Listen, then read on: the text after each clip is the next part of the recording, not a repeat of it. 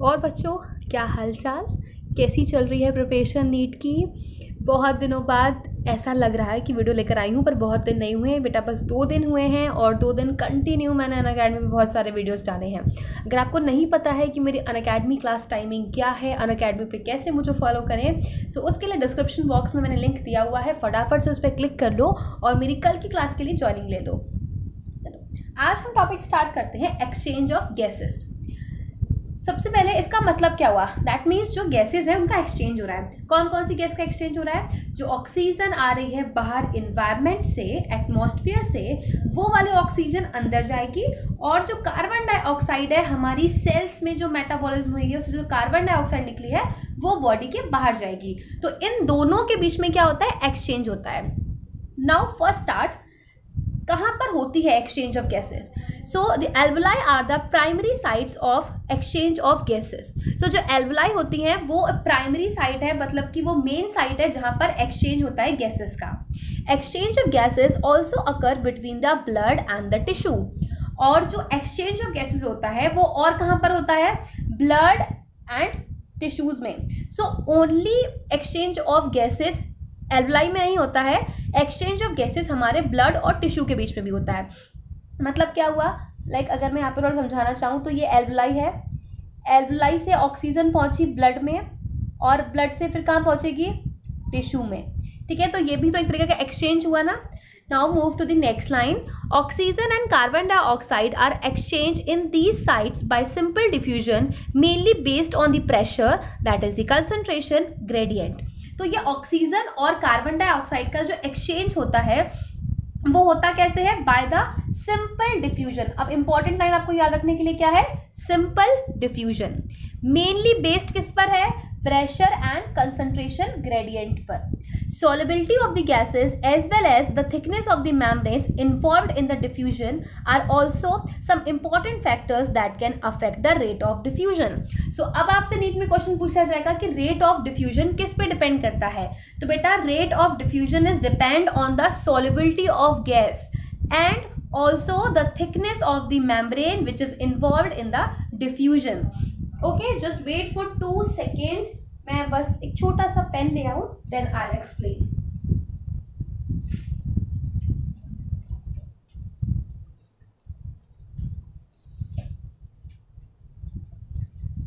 या so now I am back with my pen.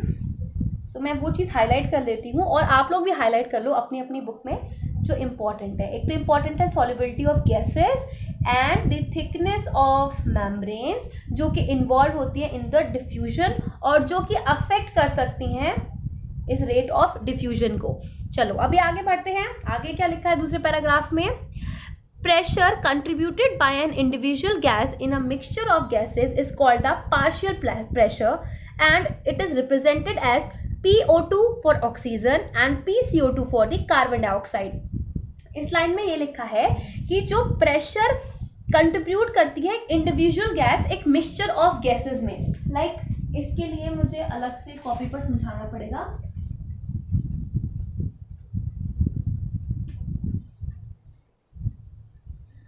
For understanding एक imagination करो कि यहाँ पर बहुत सारी गैसेस मिली हुई हैं। ठीक है, यहाँ पर बहुत सारी गैसेस मिली हुई हैं। मैं गैसेस को अलग अलग कलर से बना देती हूँ। या यहाँ पर मिक्सचर ऑफ गैसेस है। Okay, this is the mixture of gases. So जो हमारा ये जो ब्लू पेन था, ठीक है, ये जो ब्लू पेन था ये अपना इंडिविजुअल कितना है इसको हम कैसे रिप्रेजेंट करेंगे? By the P। ठीक है, मतलब P मतलब कि पार्शियल प्रेशर। सो अगर हम ऑक्सीजन का पार्शियल प्रेशर लिखेंगे तो हम लिखेंगे PO2 और अगर हम कार्बन डाइऑक्साइड का पार्शियल प्रेशर लिखेंगे तो हम लिखेंगे PCO2। ठीक, ये बात समझ में आ गई यहाँ तक? Partial pressures of these two gases in the atmospheric air and the two sides of a diffusion are given in table 17.1। तो आपके लिए ये इम्पोर्टेंट बहुत है, बहुत ज़्यादा इम्पोर्टेंट है, बट मैं आपको याद भी करा दूंगी तो ईजिली याद हो जाएगा। अभी आगे बढ़ते हैं। The data given in the table clearly indicates a concentration gradient for oxygen from alveoli to blood and blood to the tissue similarly। तो अभी इसको याद करना है। लाइक अभी हमें इस वाली टेबल को बहुत प्रॉपरली समझना होगा। इस टेबल में क्या दिया हुआ है?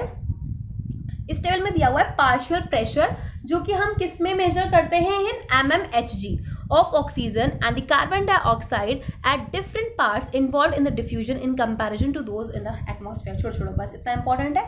यहाँ पर कौन कौन सी गैस की बात कर रहे हैं हम, ऑक्सीजन की और कार्बन डाइऑक्साइड की। अब एटमॉस्फेयर में ऑक्सीजन ज़्यादा है, तभी तो हमें अपने अंदर लेनी है क्योंकि बाहर ज़्यादा है। सो एटमॉस्फेयर में ऑक्सीजन कितनी है, 159। कार्बन डाइऑक्साइड कितनी है, 0.3। अब एल्वलाई की बात करूं तो देखो, सबसे पहले एटमॉस्फेयर के बाद एयर कहाँ जाती है हमारी, एल्वलाइज में जाती है। तो एल्वलाई में कितनी हो गया इसका पार्शियल प्रेशर, 104। उसके बाद अगर मैं बात करूं ब्लड जो कि डीऑक्सीजनेटेड है, तो इसमें लिखा है ना कि डीऑक्सीजनेटेड है, मतलब ऑक्सीजन नहीं है, तो ऑब्वियसली पार्शियल प्रेशर कम होगा। नेक्स्ट आता है ब्लड ऑक्सीजनेटेड। अब जिसमें ब्लड ऑक्सीजनेटेड है, जिसमें ऑक्सीजन है, ऑब्वियसली वहां पर ऑक्सीजन ज्यादा होगी। तो यहाँ पर देखो बिल्कुल उसके बिल्कुल डबल में हो गई ना, 95। यहाँ पर 40 थी, यहाँ पर 95। और टिश्यूज तक कितनी है, 40। ठीक, प्रॉपरली अभी समझ में आ गया। सो अब देखो कि एटमॉस्फेयर में कितनी ज्यादा है ऑक्सीजन और हमारे टिश्यूज में कितनी कम है। तो अभी ये प्रॉपर सबको याद हो गया। ऑक्सीजन का एटमॉस्फेयर में 159, एल्वलाई में 104, डीऑक्सीजनेटेड में 40, ऑक्सीजनेटेड में 95 एंड टिश्यूज में 40। अभी आगे बढ़ते हैं partial pressure of carbon dioxide. Partial pressure of carbon dioxide in atmosphere obviously कम है। उसके बाद एल्वलाई में 40, डीऑक्सीजनेटेड में 45, ऑक्सीजनेटेड में 40 और टिश्यूज में 45। तो आपको याद रखना है कि जो ब्लड डीऑक्सीजनेटेड ब्लड है और ये जो टिश्यूज है, इन दोनों में बिल्कुल सिमिलर है। देखोगे बिल्कुल सिमिलर है, कोई डिफरेंस नहीं है। ठीक है बेटा, तो ये याद हो गया। अब इसके आगे बढ़ते हैं।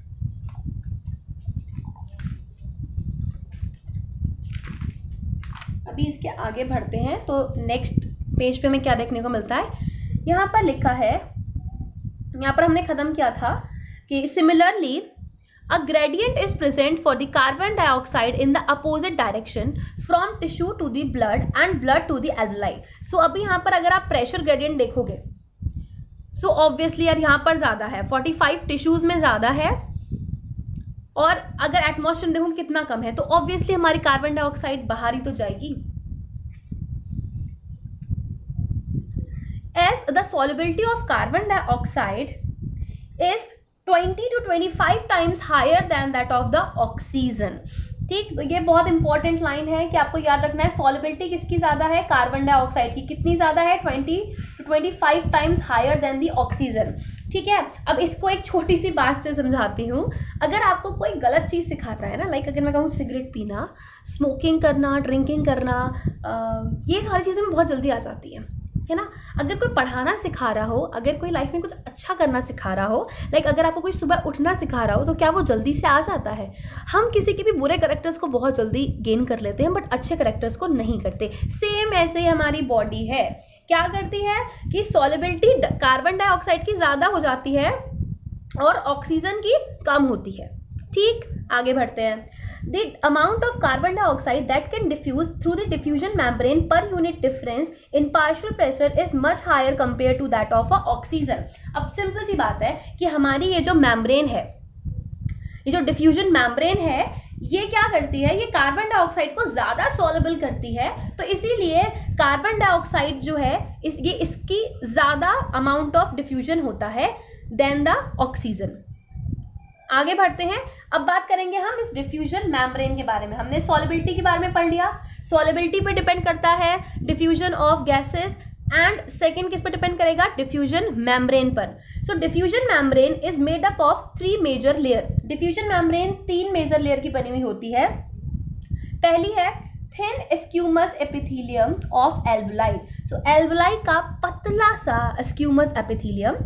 उसके बाद endothelium of alveolar capillaries and the basement membrane in between। तो basement membrane बीच में होती है, देखो लाइक ये एपिथेलियम और उसके बाद में यहाँ पे एंडोथेलियम, बीच के पोर्शन में क्या होगा, basement membrane. However it's total thickness is much less than a millimetre. कितनी कम होती है इसकी, 1 मिलीमीटर से भी कम होती है इसकी thickness. Therefore all the factors in our body are favourable for diffusion of O2 from alveoli to tissue and that of carbon dioxide from tissue to alveoli. तो इन्होंने ये बताया है कि बेसिकली हमारी बॉडी में क्या है, हमारी बॉडी फेवरेबल है, मतलब कि कुछ फैक्टर्स ही बॉडी के अंदर ऐसे हैं जो कि ऑक्सीजन को बॉडी के अंदर लेकर आ रहे हैं और कार्बन डाइऑक्साइड को बॉडी से बाहर लेकर जा रहे हैं। बच्चों आज का सेशन कैसा लगा, प्रॉपरली समझ में आया जितना मैंने पढ़ाया? आई थिंक अभी आप लोगों को कभी पार्शियल प्रेशर याद करने में प्रॉब्लम नहीं होगी, पार्शियल प्रेशर क्या होता है ये समझने में प्रॉब्लम नहीं होगी। लेक्चर अच्छा लगता है तो क्या करना होता है, जैसे सारे वीडियोस लाइक करते हो वैसे ही वाला वीडियो भी लाइक करना होता है, ठीक है। और मुझे बताना होता है कि मैम मुझे समझ में आ गया, ठीक है। जब भी आपको कुछ समझ में आ जाए तो आपको अच्छे बच्चों की तरह मुझे बताना है कि मैम समझ में आ रहा है। उसके अलावा मैम की बात माननी है।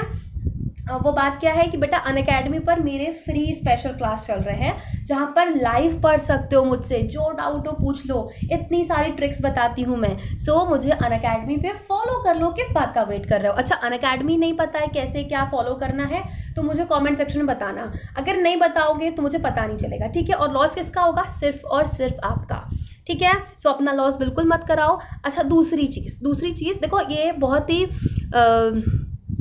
इम्पॉर्टेंट नहीं है बट स्टिल अगर आप चाहो तो ये कर सकते हो। अनअकैडमी पर एक प्लस सब्सक्रिप्शन का ऑप्शन है, ठीक है। अनअकैडमी प्लस सब्सक्रिप्शन का ऑप्शन है, उसमें आप प्लस सब्सक्रिप्शन ले सकते हो। अगर आप अभी 11th में हो तो बेटा इससे कम रुपए में कहीं भी कोचिंग नहीं होगी नीट की, ठीक है।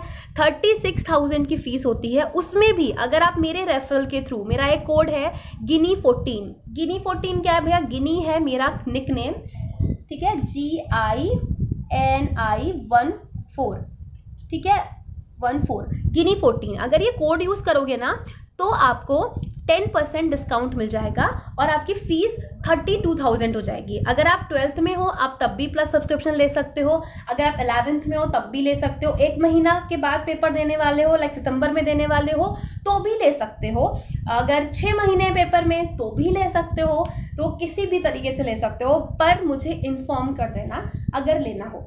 मुझे कांटेक्ट करना है FB पर, टेलीग्राम ग्रुप का नीचे लिंक दिया हुआ है उसको फॉलो कर लेना, मुझे इंस्टाग्राम पे मैसेज कर देना, अनअकैडमी मैसेज कर सकते हो, ठीक है। तो बहुत सारे रास्ते हैं मुझसे बात करने के। अदरवाइज यूट्यूब चैनल पे नीचे कमेंट का सेक्शन भी है, उसका भी उपयोग कर लिया करो। चलो अभी बाय बाय, टेक केयर, मिलती हूँ नेक्स्ट वीडियो में। वीडियोस तो अच्छे लगे रहेंगे, पूरी उम्मीद है मुझे। नेक्स्ट में पढ़ाऊंगी आपको ट्रांसपोर्ट ऑफ गैसेस, ठीक है। चलो अभी बाय बाय, टेक केयर।